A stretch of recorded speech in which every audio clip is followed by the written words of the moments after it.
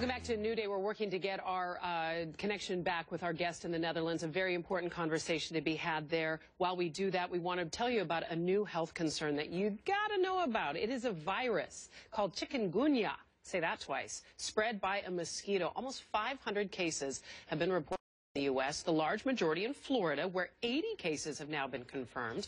This virus is not new to the United States, since travelers can bring it back with them. But this year, it marks the first time that it's been transmitted by mosquitoes within the U.S. How widespread could this become? We've got the man to answer it, Dr. Alexander Van Tulleken. He is a senior fellow at Fordham University, also trained in tropical medicine, smart major.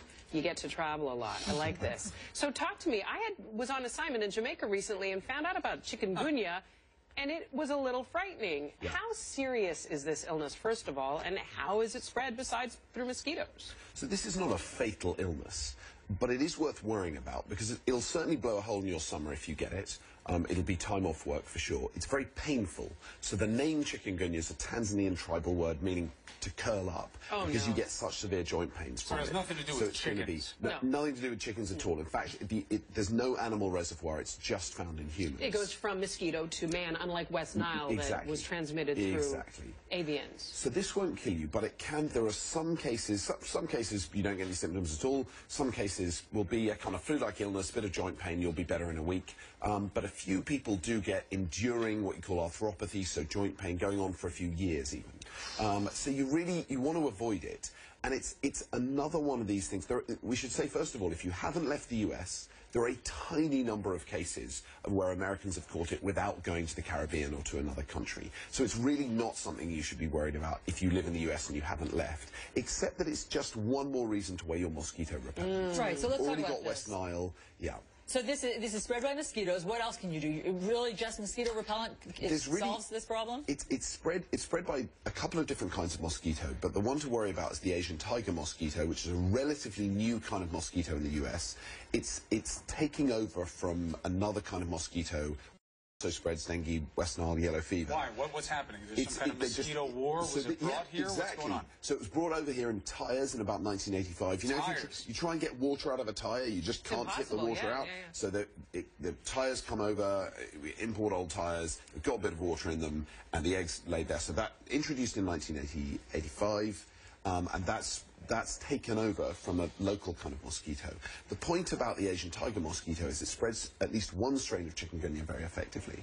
But it feeds during the day. Right. So covering up in the evening isn't going to be enough, staying indoors isn't enough, bed nets aren't going to work, so you really need to have your repellent on. But here's the thing, you can't ask a mosquito where he comes from. They're just going to come and nibble on you. One of the things and I think it's important to note, and it may seem frivolous to ask, we're wearing sunscreen. We're wearing bug spray. Yep. What comes first? This summer, we need to pay attention to this. It's an exactly correct question. So, first of all, your sunscreen needs to be applied several times a day. Your mosquito repellent, if you're using the right one, shouldn't be applied more than twice a day. What's the right one? The right one is DEET. And people worry about DEET because it seems like a very nasty chemical, doesn't smell nice, doesn't taste nice, it dissolves the bottle, it seems like horrible stuff. It's safe in humans, it's been very well tested, and it's really by a long way the most effective. Do you put the DEET on your body or do you DEET your clothes? You have to put it on your skin, and I would use DEET, I would put on my sunscreen, then I would put on the mosquito repellent after that. And you have to put it directly on your body. So don't apply it like perfume. It's not like this. Spray it in your hand and rub it on your skin. Is there any medicine for this, by the way? Like, if you get it... Right. Is there anything to relieve your... Like, you know, like Lyme disease. Sounds like a little bit like Lyme disease. But Lyme disease you can treat with antibiotics. This is really supportive care. So you'll go home, fluids, bed rest, painkillers. Dr. Van Tulleken, I just got one bite while I was on assignment. That was not you. Can you just look at this before you go? We need to isolate you. No.